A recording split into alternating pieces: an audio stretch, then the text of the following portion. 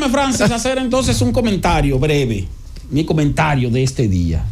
En esta fecha, el señor ministro de Finanzas, el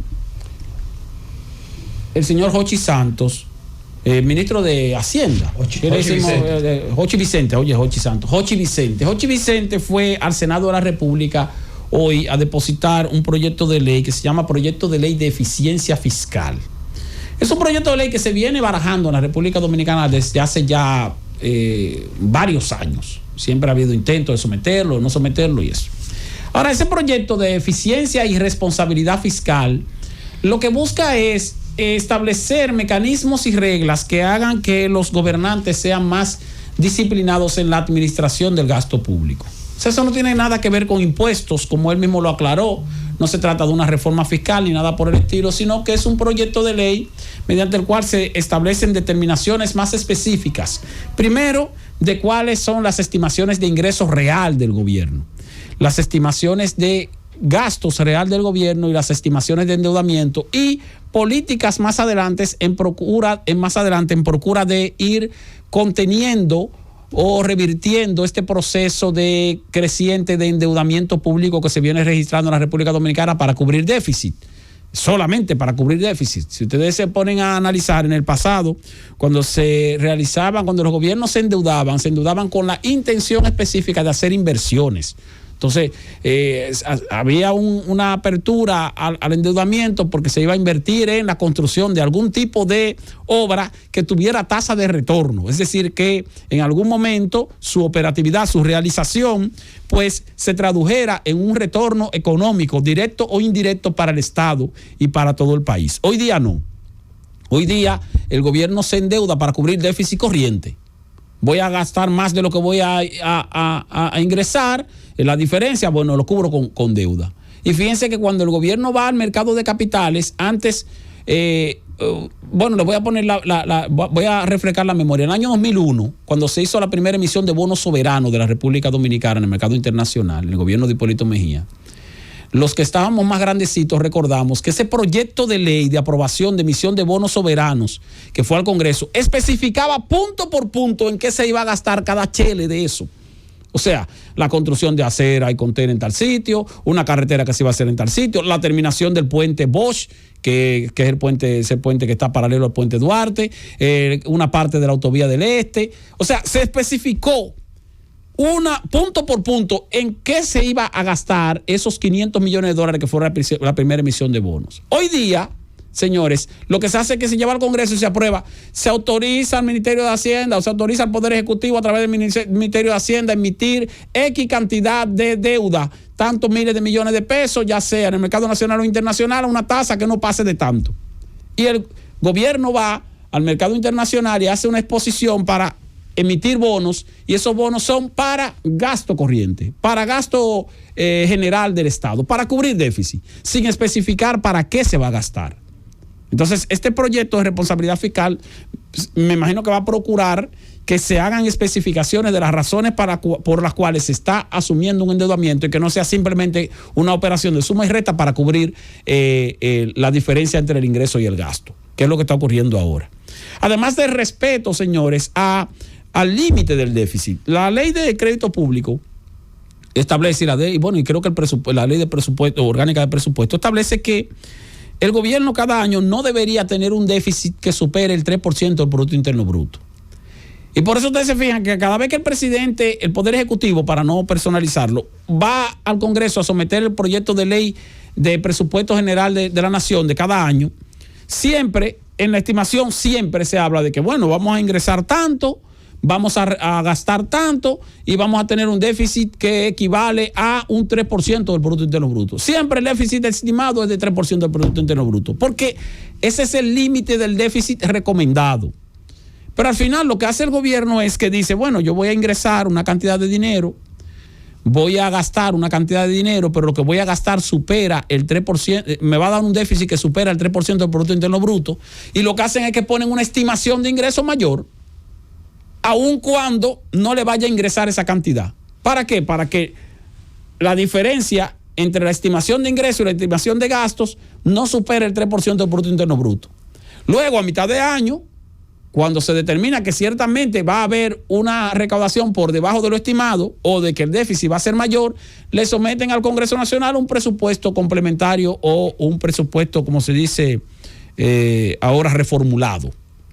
Entonces, ese presupuesto reformulado le dice al Congreso, mira, yo te había dicho originalmente que mi déficit iba a ser de un 3% del PIB, pero resulta que me salió mayor. Y entonces, como me salió mayor, yo ahora necesito que tú me autorices mayor endeudamiento o una cantidad mayor de deuda. O yo estimé que iba a gastar X cantidad de dinero y ahora resulta que voy a gastar más. Y por eso nuestra deuda pública va creciendo de manera brutal, de manera extraordinaria. Eso sin contar que viene creciendo también de manera paralela la deuda del Banco Central. Porque nosotros tenemos la deuda del sector público no financiero y la deuda del sector público financiero, que viene siendo la deuda del Banco Central, que es lo que compone la deuda consolidada. Y en los últimos años, el endeudamiento del Banco Central se está produciendo de una manera más acelerada y más creciente que el endeudamiento del propio gobierno. ¿Por qué? Porque el Banco Central tuvo que tomar medidas restrictivas para controlar para aumentar la tasa de interés, controlar la tasa de cambio, evitar que hubiera espirales inflacionarios mayores, y eso implicó aumentar el costo del dinero. No solo el costo del dinero que captan los bancos y que prestan los bancos, sino el costo del dinero que también capta el propio gobierno a través del Banco Central, a través de la emisión de bonos y de certificados, y que también contrae el gobierno a nivel interno a través de bonos de Hacienda, que están pagando tasas de interés elevadísimas en este momento. Y ese pago implica un mayor endeudamiento, y ese mayor endeudamiento entonces va creciendo y en algún momento hay que controlarlo. De eso se trata esta ley o este proyecto de ley de responsabilidad fiscal que se ha sometido al Congreso Nacional y que estaba establecido como un compromiso e incluso mencionado por la misión del Fondo Monetario Internacional que vino recientemente. Pero ahí también aprovecharon y le preguntaron a Jochi Vicente si el gobierno iba a acoger la propuesta que está haciendo el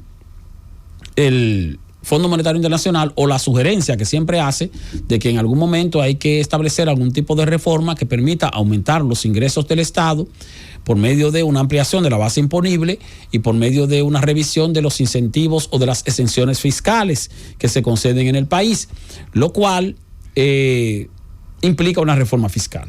Pues Jochi Vicente aclaró que no, que este país tiene muchos problemas, que estamos muy complicados con la inflación, que si la deuda, que si el presupuesto, y que el gobierno no tiene en agenda eso de reforma fiscal por el momento, que eso no va, que si va a haber reforma fiscal sería después de las elecciones. Una buena aclaración que hace Jochi Vicente, que es un individuo de poco hablar. Si ustedes se fijan, el ministro de Hacienda habla poco, es un individuo que está trabajando, está en lo suyo. El gobierno ha demostrado una gran disciplina en cuanto a lo que tiene que ver con la transparencia en el gasto público, no en cuanto a lo que tiene que ver con la calidad del gasto, porque la calidad del gasto sigue siendo tan deficiente como en el pasado. Aquí se está gastando dinero que uno no sabe ni siquiera para qué gastan, eso es otra cosa. Pero sin embargo, ha sido muy transparente en cuanto a lo que tiene que ver con la información oportuna de qué está ingresando y qué se está gastando. Ahora, que se esté gastando en algo de calidad o no, que el gasto sea de más calidad o de menos calidad, eso no podemos determinarlo en lo inmediato, pero sí podemos elogiar en la autoridad del equipo económico del gobierno, encabezada por el ministro de Hacienda, que hay mucho más transparencia en la identificación e información oportuna de lo que se ingresa, de lo que se gasta y de cómo anda el endeudamiento público. Ahora, ¿qué otra cosa también aclaró Jochi Vicente? Bueno, algo que nosotros no habíamos mencionado en esta cabina, pero que sí es obvio que uno por no entrar en temas políticos. Don Abel Martínez, el candidato presidencial del Partido de la Liberación Dominicana, lleva un proyecto al bloque de diputados de su partido ayer, donde está proponiendo la eliminación del anticipo, que es un clamor de mucha gente. Las empresas y cosas viven clamando eliminar el anticipo, que es una parte del adelanto del impuesto sobre la renta, que implica un costo ciertamente coyuntural para las empresas. Digo coyuntural porque al final terminan pagando lo que le corresponde pagar, solo que tienen que pagar por adelantado sin haber todavía registrado las ganancias correspondientes, lo cual obliga a muchas empresas a tener una línea de crédito para pagar por adelantado al fisco un adelanto del impuesto sobre la renta y luego esperar que termine el año para poder entonces recuperar eso que pagaron por adelantado. Pero es un clamor de muchos sectores. Sin embargo, el anticipo del impuesto sobre la renta representa un cierto alivio en términos de flujo de caja para el gobierno a través de impuestos internos. Y lo sabe Abel Martínez. Y lo saben los PLDistas que gobernaron durante los últimos 16 años antes de que llegara Luis Abinader y 4 años anteriores a Hipólito Mejía.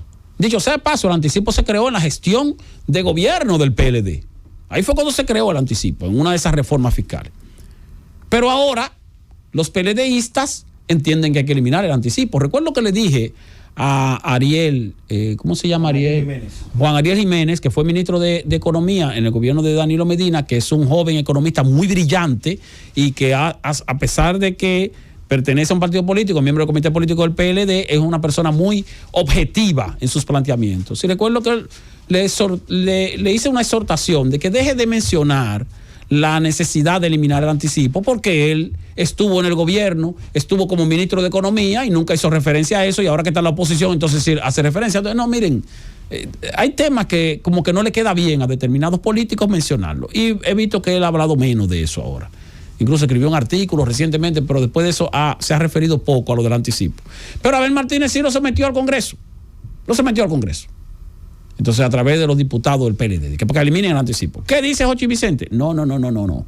Eso tiene que ser parte de toda una discusión dentro de lo que se va a conocer como el pacto fiscal cuando llegue el momento de establecer el pacto fiscal, porque no podemos comenzar a picotear el ya muy picoteado Código Tributario Dominicano. Entonces, el anticipo, bueno, eso debe ser objeto de discusión, dice Jochi Vicente. Pero debe ser objeto de discusión cuando se esté discutiendo todo lo que sería la reforma integral en materia fiscal. No un aspecto sin previamente identificar entonces qué sustitución habría para cubrir el dinero que dejaría de percibir en lo inmediato el Estado a través de impuestos internos si se eliminara esa figura impositiva. Pero aparte de eso, como lo ha dicho Jochi Vicente, que está en el gobierno de un partido que tiene mayoría en el Congreso, y que va a seguir con mayoría en el Congreso, más allá del 2024, por lo que estamos observando, entonces eso no deja de ser simplemente un anuncio de un sometimiento, de un proyecto de ley que no va para ninguna parte. Eso no se va a aprobar. Eso de que eliminar el anticipo no se va a aprobar. No lo va a aprobar el PRM que está en el gobierno y que tiene mayoría congresional. Y no lo va a aprobar el PLD si volviera al gobierno y tuviera mayoría congresional, como tampoco lo aprobó, porque no lo eliminó. Ni lo va a eliminar la fuerza del pueblo si llegara al poder tampoco. Esa es la realidad. Lo que pasa es que aquí también hay muchos temas económicos que queremos politizar de manera coyuntural para sintonizar con el sentir o el clamor de una parte de la población, aún sabiendo que definitivamente no se puede. Como pasa con los impuestos a los combustibles. Aquí yo siempre he dicho, bueno, mira, es verdad que no es fácil los impuestos a los combustibles, pero siempre digo, bueno, pero no pueden quitarlo, porque si lo quitan entonces el gobierno, ese es el 10% de los ingresos del Estado. Y si eliminamos los impuestos a los combustibles, entonces, bueno, hay que buscar de dónde vamos a sacar ese 10% para cubrir entonces la parte que dejaría de percibir el Estado. Si no, entonces al final eso no se aprueba. Como efectivamente no se ha aprobado el proyecto de ley que sometió hace 2 años el presidente Luis Abinader de modificación de la ley de hidrocarburos. Se ha quedado así. Así se queda. Porque no se puede. Francis.